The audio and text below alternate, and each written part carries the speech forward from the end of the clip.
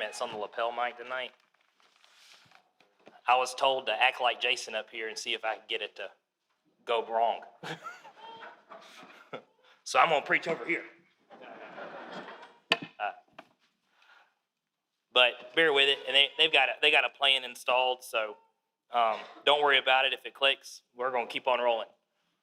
If you've got your Bible, you can turn to Genesis chapter 18, but I'm about to turn to Genesis 12 in just a moment, what Dexter read for us. In Genesis 18, we have this story that many of you in this room, I'm sure, are familiar with. It's when God and two angels come to visit Abraham and Sarah. Abraham tells Sarah, makes us some food. He goes, gets a servant. He says, go get me some meat. And he feeds God and these angels. And as they're there, they immediately ask, well, where's Sarah? Verse 9. And he says, well, she's in the tent. And it seems the way it's working out is that they're outside there under the tree eating, and the tent's right there. And Sarah is in the tent. And have y'all gone camping? Tents offer no sound protection. Like me and Damon would go camping, and we would hear somebody else in the other tent laughing about what we were talking about in our tent. It's just how it is. You can hear anything. And so there, where's Sarah? She's in the tent. And verse 10, and he said, I think this is God, I will certainly return to you according to this time of life, and behold, Sarah, your wife, shall have a son. Sarah was listening in the tent door, which was behind him. Now Abraham and Sarah were old, well advanced in age, and Sarah had passed the age of childbearing. Therefore Sarah laughed within herself, saying, after I have grown old, shall I have pleasure, my Lord being also old? And the Lord said to Abraham, why did Sarah laugh, saying, shall I surely bear a child since I am old? Is anything too hard for the Lord? At the appointed time I will return to you according to the time of life, and Sarah shall have a son. But Sarah denied it, saying, I did not laugh, for she was afraid. And he said, no, but you did laugh. It's really kind of a terrifying situation to be Sarah. She laughs within herself, and we don't know what that laugh was like, but she gives some kind of laugh. And the Lord asks, well, why did you laugh? Is that too hard for me to do? What's crazy about this is my understanding is Sarah's still behind the tent. And the Lord, it's almost like he just says out loud, knowing Sarah can hear, why did you laugh? And I would have been terrified too. You just got called out about laughing at God about something. And she defaults to what Abraham and Sarah always do, which is they lie. They say, I didn't laugh. And he's like, no, you did laugh. And that's sort of where it ends.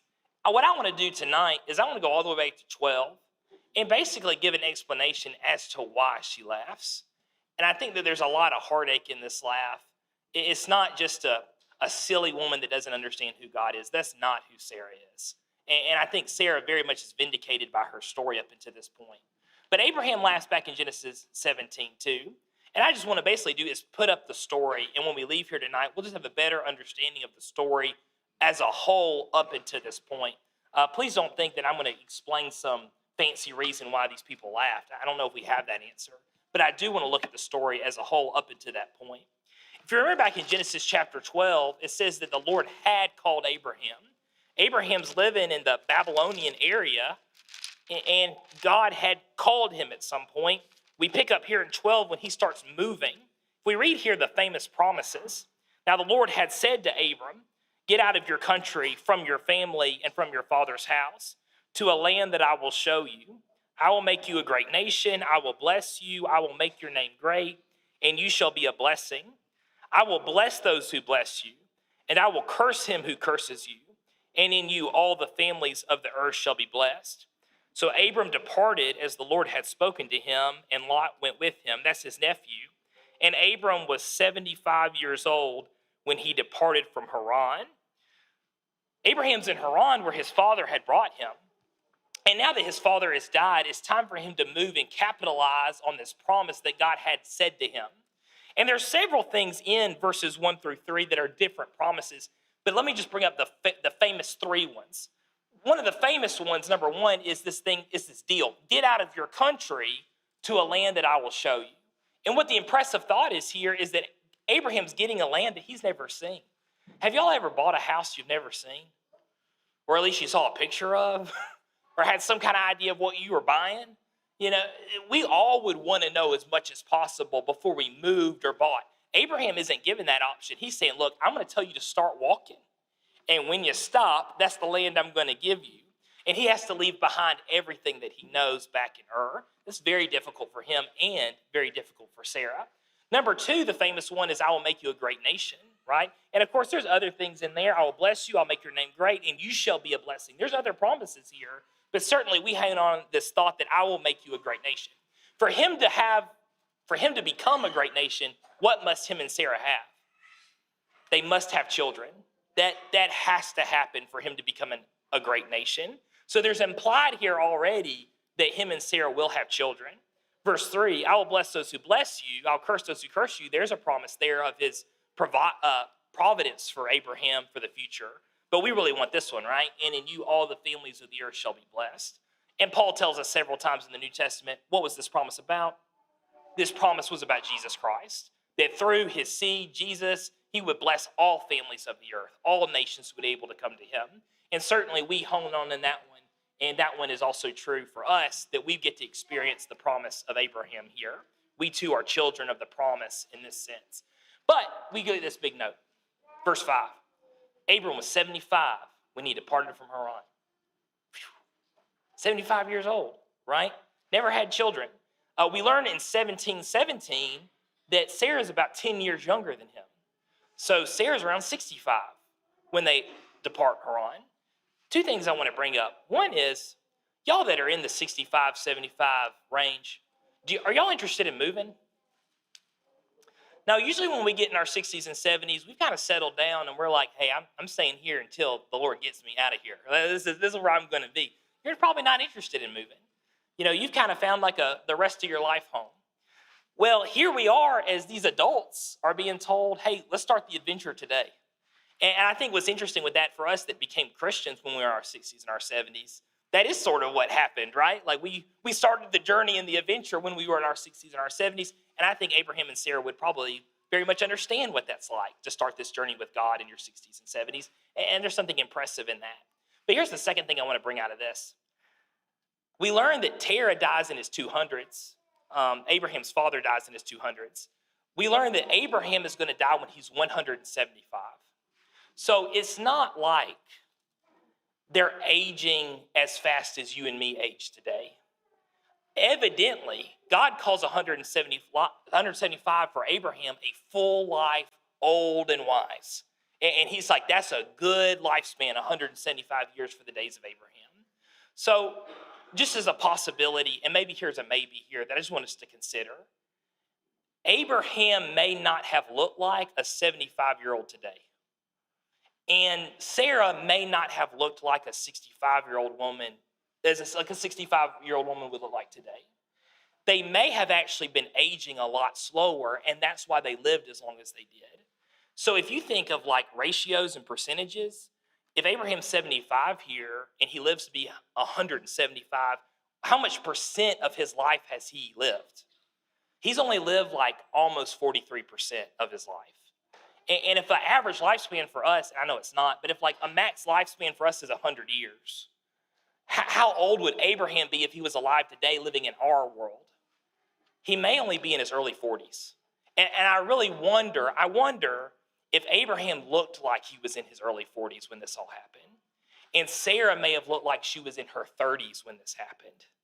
And maybe that's how, that seems to fit more with the math of how they're progressing as they age by the time that both of these individuals died. That's a big maybe, but I just want to leave it with this. We watch movies and TV shows, and what does Abraham look like? He looks like he's 90 years old. And I get it. They're like, oh, he's 90 years old. Doesn't make him look like 90 years old. Abraham, when Genesis 12, may not have looked like he was 90 years old. You know, he was going to live to be 175, and he was still out fighting armies and stuff. He may have looked like he was in his early 40s. But regardless, Sarah had never had children. And even for their time period, they considered this to be past the time of childbearing. And they simply believed that wasn't in the cards anymore. Abraham, when he's 75, Sarah, when she's 65, they leave and they go to Canaan. But you get here to verse 10, they have to immediately leave Canaan because there's a famine. If you look here, Abraham and Sarah are quickly hit by a famine and they have to travel to Egypt, which y'all know in Genesis, the narrative, you hit by a famine, where do you go? You go to Egypt. Egypt always has water, therefore Egypt always has food. So they too flee to Egypt. But as they're going there, Abram we know as Abraham, is so afraid because Sarah is so beautiful that he is scared to death about if he moves the group to Egypt, that someone will go after her. Now again, what does Sarah look like? Obviously, she's very beautiful. And again, I think probably she looks like she's in her 30s. Now, she has a much larger lifespan than we would be accustomed to. Maybe that's why this is happening. But Sarah evidently is very beautiful. But not to say there are many 65-year-old women that are very beautiful too. I'm okay with that as well. And so here, he's worried about it. That, hey, Sarah, she might be get taken. And that's exactly what happens even with their lie. That, you're just my sister. Please don't murder me. 14, let's read that. So it was when Abram came into Egypt that the Egyptians saw the woman, and she was very beautiful. The princes of Pharaoh also saw her and commended her to Pharaoh. And the woman who has taken to Pharaoh's house, he treated Abram well for her sake. And he had sheep, oxen, male donkeys, male and female servants, female donkeys, and camels. But the Lord plagued Pharaoh and his house with great plagues because of Sarai, Abram's wife. And Pharaoh called to Abram and said, "What is it you have done to me? Why did you not tell me that she was your wife? Why did you say she is my sister? I have taken her as my wife. Now therefore here is your wife. Take her and go your way." So Pharaoh commanded his men concerning him, and they sent him away with his wife and all that he had.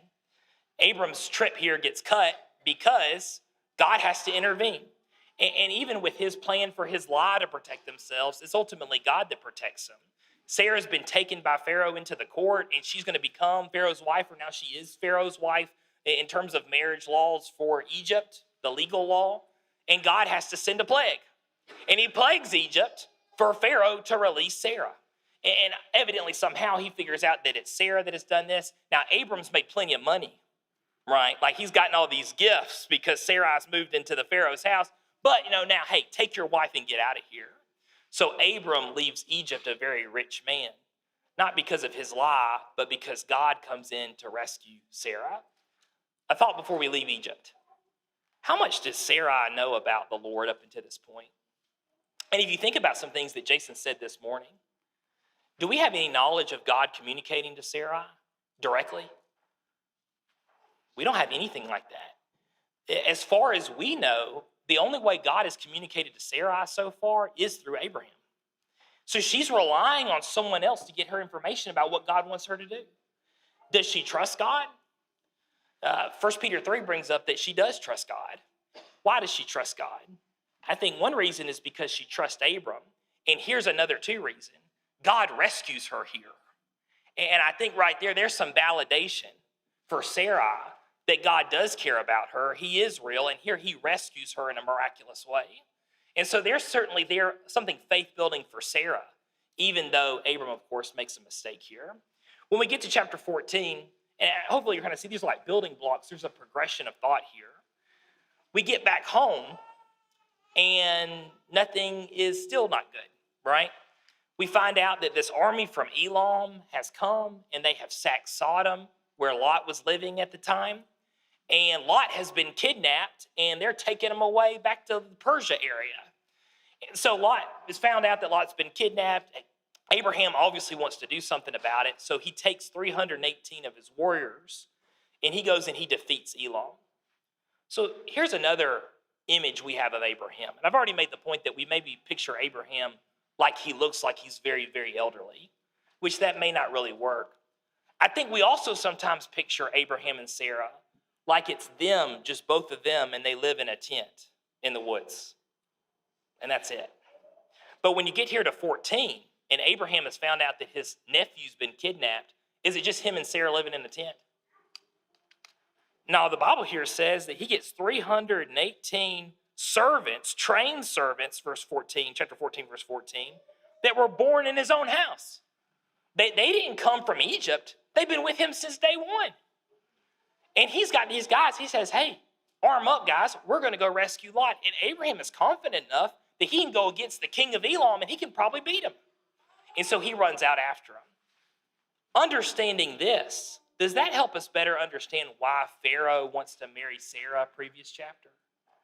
If you have something like 1,000 people, maybe Abram has, that he's in charge of, and they all travel to Egypt.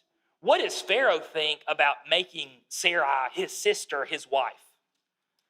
Maybe Pharaoh thinks that this is an alliance that he needs, and that if he befriends Abraham by marrying his sister, maybe this will kind of help Egypt and help Abraham. And just to make the point very clear, Abraham is not just one person living in the woods. Abraham is like a sheik. I mean, he's like a ruler. And maybe if he lived later in the timeline, we would have called him a king. And he has people that he's responsible for and people that he cares about. And he feels like he's got to take care of all these people. And he can raise an army of 300 people and go rescue Lot. That's within his doing to do so. So when God told Abram back in chapter 12, get out of the land and go to the country, who was all that for? It wasn't just a decision for Abram. It wasn't just a decision for Sarah. It was a decision for the whole tribe. All 1,000 of them maybe are getting up and they're having to move to Canaan. So we really learn here how powerful Abram is. He's able to defeat the Elamite army. He rescues Lot, and they rendezvous with all the people involved back in Salem, which of course we know is the city of Jerusalem. When they're in there in Salem, Abraham pays 10% of the loot to Melchizedek. And Melchizedek comes down out of Salem saying this. Let's read verse 18 in chapter 14. Then Melchizedek, king of Salem, brought out bread and wine. He was a priest of God Most High. And he blessed him and said, Blessed be Abram of God Most High, possessor of heaven and earth. And blessed be God Most High, who has delivered your enemies into your hand. And he gave him a tithe of all. Melchizedek, the king of Salem, who's also the high priest of Salem, comes down, brings food for Abraham, and gives him this blessing, right? In verse 19. He says, Blessed be God of Abraham, Abram of God Most High. And he then says even again, the God Most High has delivered these enemies you just fought into your hands. And if you know with the next story that happens, verse 22, the king of Sodom, who must not be a very good guy. He is the king of Sodom. He comes up and he's like, Abraham, I'd like to give you a tithe too. And Abram's like, look, man, you keep your gifts. And it seems what he's saying, I don't want to have anything to do with you.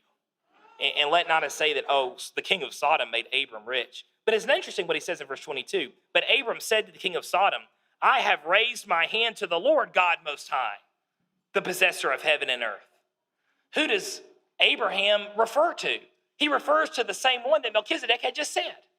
So it makes me think of this point. It's not just that this is something special when it comes to, as Christians, what we understand about Melchizedek. It's not just special because we meet this important character that has a lot to do with Jesus in the future. It's also special because this is a random Gentile king that is reassuring Abram that he has made the right decision. Because you got to think about it in Abraham's shoes. This guy doesn't go to church. You know, he doesn't go and meet with 200 other people that reassure him and say, yes, you're making the right decision. You're right to side with this God. He doesn't have that. For all we know, he's some pagan that God has called out of paganism, and he's out there trying to learn about this Most High God. He only knows this much about our God. How special is it and how helpful is it when this other king that obviously is in a powerful position comes to Abram and says, Abram, you're blessed. Your God is the Most High God. And by the way, he's my God too. And he has blessed you in this special way. That's reassurance. And that is incredibly helpful. And I think it reassures Abraham that he has made the right decision to follow God into this land that he has not seen. Powerful reassurance there in 14. In 15, we get further reassurance from God. We got reassurance from Melchizedek. Now we're going to get reassurance from the Lord himself. In chapter 15 is where we call the covenant. And it's the first time we start talking about that word covenant when it concerned Abraham. Abram is obviously looking for some assurance from God. And so God sends Abraham to get a cow, a goat, a ram, a turtle dove, and a pigeon. And God's going to instruct him to cut him in half. Let's read 15:5 here. Then he brought him outside and said, look now toward heaven and count the stars if you are able to number them. And he said to him, so shall your descendants be.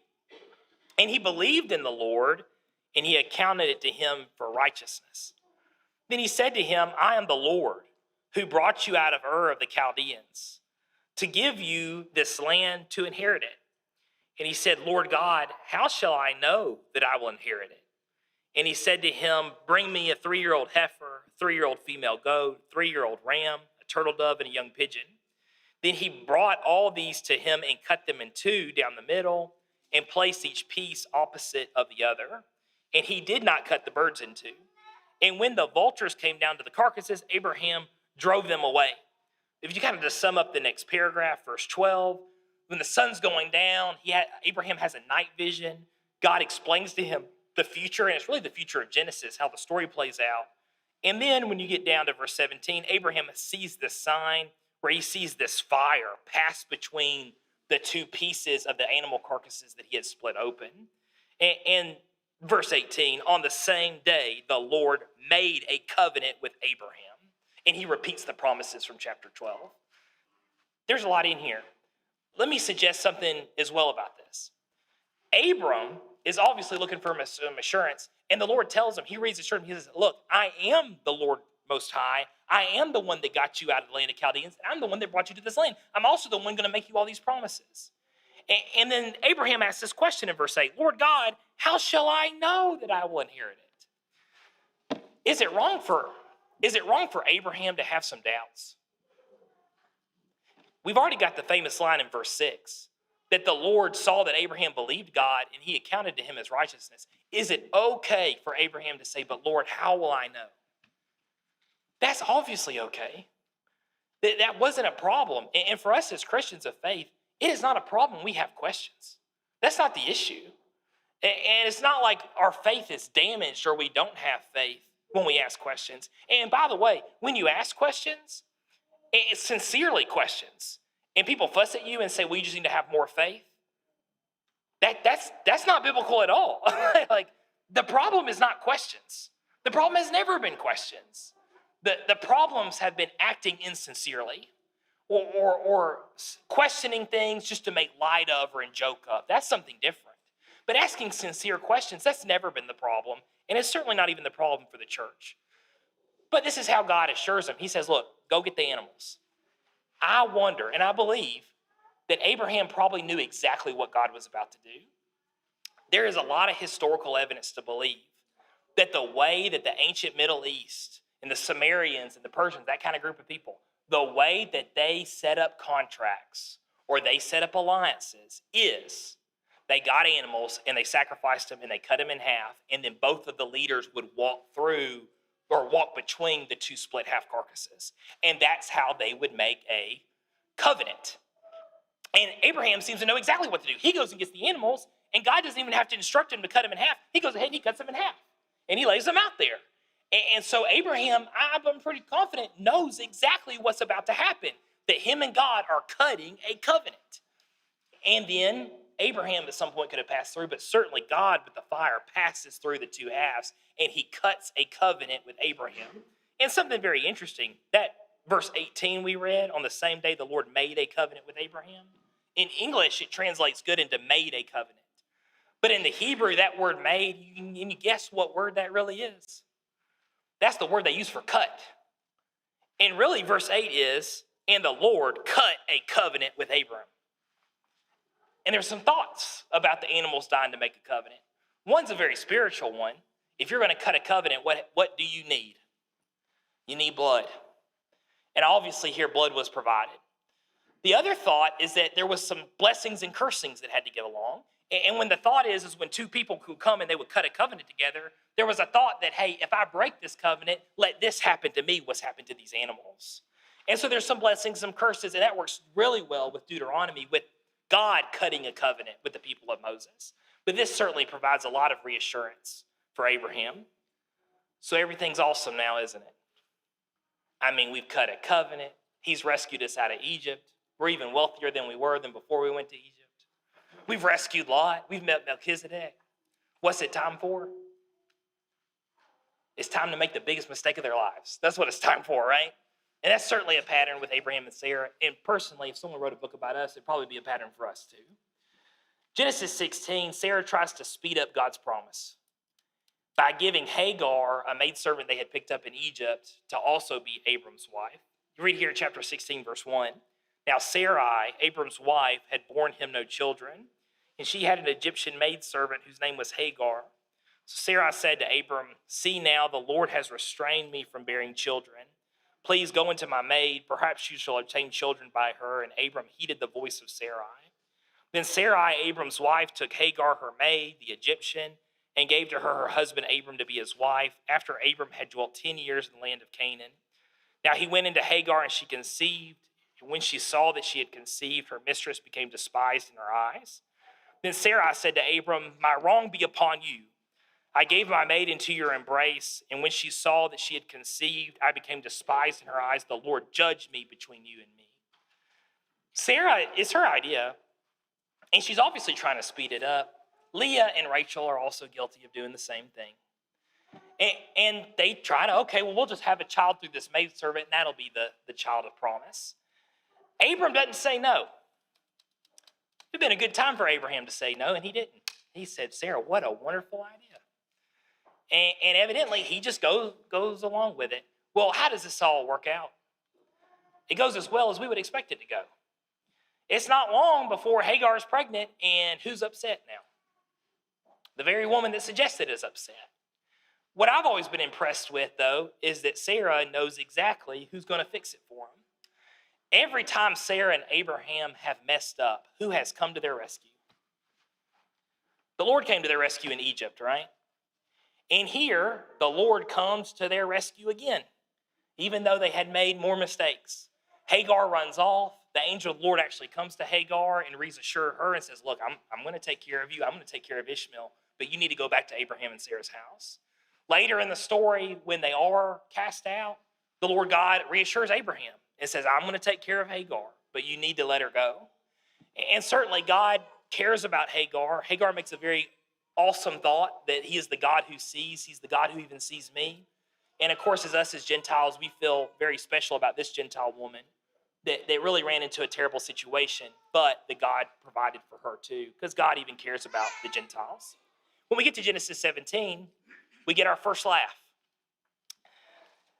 Verse 1 of chapter 17 says that Abram was 99 years old. So how long has it been since we've came to Canaan the first time to receive that heir? It's been almost 25 years. By the time Isaac is born, it has been 25 years. Y'all realize how long it is to wait 25 years for a promise God made you? 25 years ago was like 1999. I was 6 years old. That's how long ago 25 years ago was, right? Abraham and Sarah were already older as it is, and God just, made them 25 more years. There has to be some frustration. There has to be. And not that they don't care about God, not that they don't trust God, but there must be some frustration that they have waited 24 years here and they still have not had the child of promise. And so the Lord appears to Abram again. "I'm Almighty God, walk before me and be blameless." Let's read here down to verse 15. Verse 15, then God said to Abraham, the name has now been officially changed. "As for Sarai, your wife, you shall not call her name Sarai, but Sarah shall be her name, and I will bless her and also give you a son by her. Then I will bless her, and she shall be a mother of nations. Kings of peoples shall be from her." Then Abraham fell on his face and laughed, and said in his heart, "Shall a child be born to a man who is 100 years old? And shall Sarah, who is 90 years old, bear a child?" And Abraham said to God, "Oh, that Ishmael might live before you, Hagar's son." Then God said, "No, Sarah, your wife, shall bear you a son, and you shall call his name Isaac. I will establish my covenant with him for an everlasting covenant, and with his descendants after him." Abram's 99 years old. It's almost been 25 years since he left Haran. And what do we have here? God comes to Abraham and specifies, obviously because of what's happened with Hagar. He specifies it's Sarah. Don't let anyone tell you it's anybody different. It's Sarah. Sarah is going to be the mother of many nations. And what does Abraham do? Abraham laughs, right? Now, don't get me wrong. Maybe we spend too much time with this. I wanted to use a little bit of it as an outline. I don't know what the purpose of the laugh was. If you're going to judge a laugh, what do you really got to be able to do?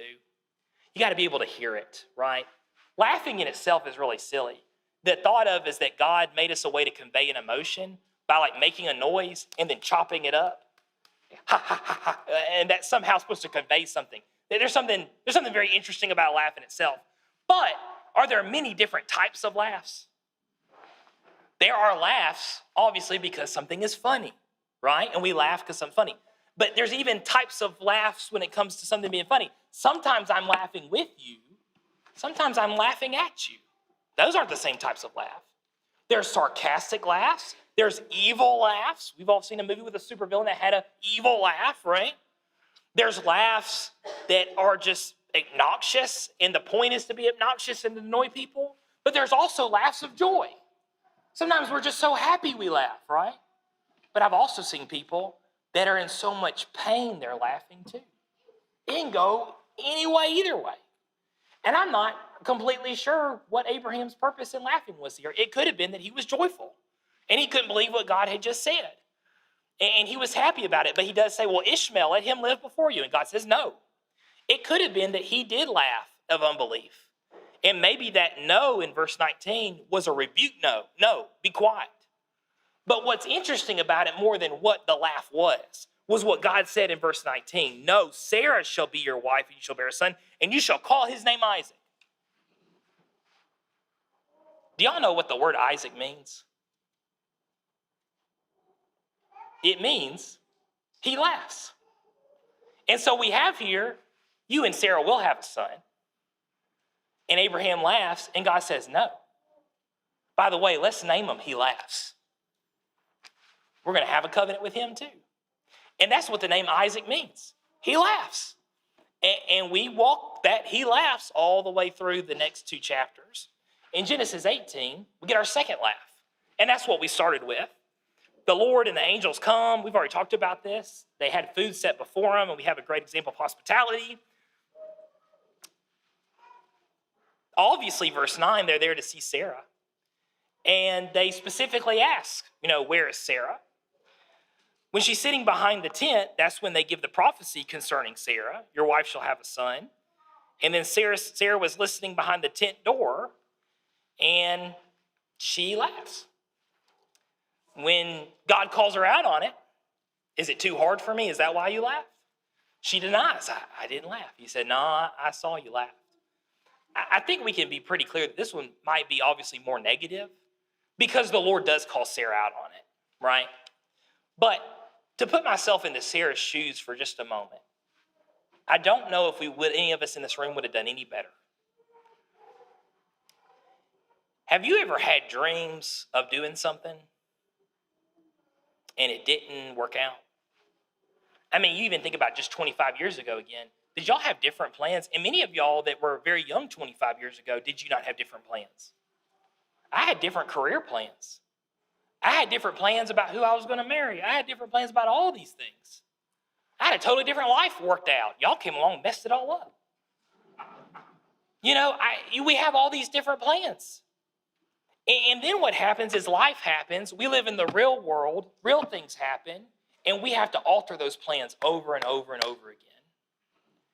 And ultimately, even though we may be bitter, or we may have to deal with grief, or we might have to deal with sorrow because of the way those things have turned out, what do we all as good Christian people ultimately do? We all eventually make peace with it. And we go, you know what? It just wasn't in the cards.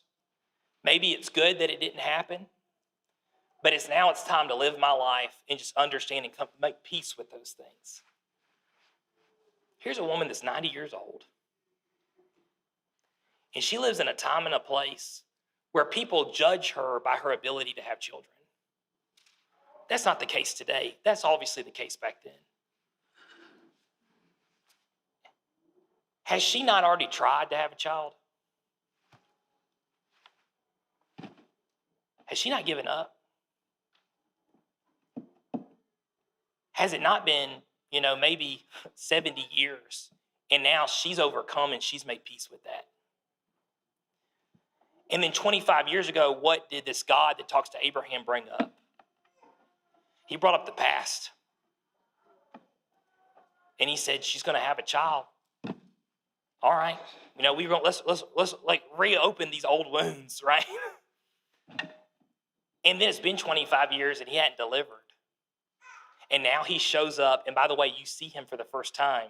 You've always heard about him. You've never seen him. Now he's here and he's outside your tent. And he's like, Sarah's going to have a kid. What would we all do? We would all laugh. But she's dealing with the God Most High. That's what kind of changes all of this, right? And he goes, hold on just a second. You want to laugh? You're going to see laughter. And that's why, of course, when we get to the next section, we get the third laugh. Look at chapter 21. There's some things that happen in between that. Like Sodom and Gomorrah, we got to lie again. But ultimately, about a year later, this is where we end up. Chapter 21, verse 1. And the Lord visited Sarah, and he had said, so the Lord did for Sarah as he had spoken. For Sarah conceived and bore Abraham a son in his old age, and this time of which God had spoken to him. And Abraham called the name of his son, who was born to him, whom Sarah born to him, Isaac, meaning he laughs. Then Abraham circumcised his son Isaac when he was 8 days old, as God had commanded him. Now, Abraham was 100 years old when his son Isaac was born to him. And Sarah said, God has made me laugh, and all who hear it will laugh with me. She also said, who would have said to Abraham that Sarah would nurse children? For I have borne him a son in my old age. Sarah has Isaac at 90 years old. And even with our little thing about how much she's aging percentage-wise, if 175 again is a full life, this would still put her like in a 50 percentile. Like it's almost like she's in her 50s or 60s, maybe age-wise. Still, though, incredible here, this feat, that something that would have been impossible unless the God had intervened. And Sarah says this statement. One of the very first statements of when these mothers in Genesis have children and they say something profound. And this is what Sarah says. God has made me laugh, and all who hear it will laugh with me. Now you tell me this one. What kind of laugh was that? This is the one I feel the most confident about. This was obviously a laugh of joy because she's waited years. She's waited 25 years on the Lord.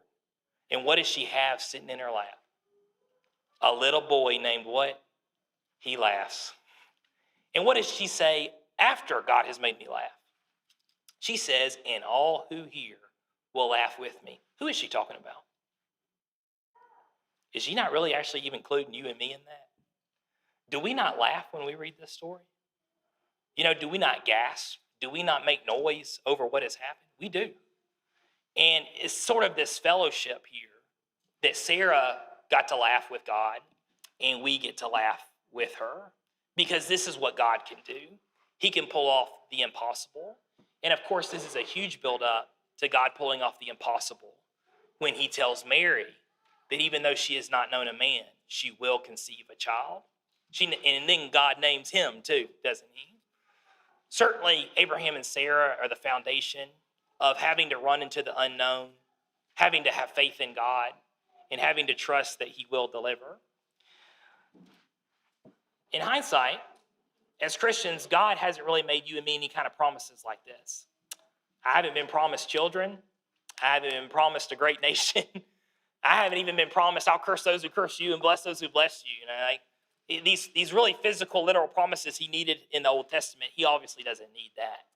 But he has made me promises. He's made me promises that he can save me from my sin. He's made me promises that he'll provide for me and take care of me for as long as I'm here. And he's promised me ultimate deliverance when he returns. Are we going to be laughing when that all happens? We might be. And those certainly would be laughs of joy.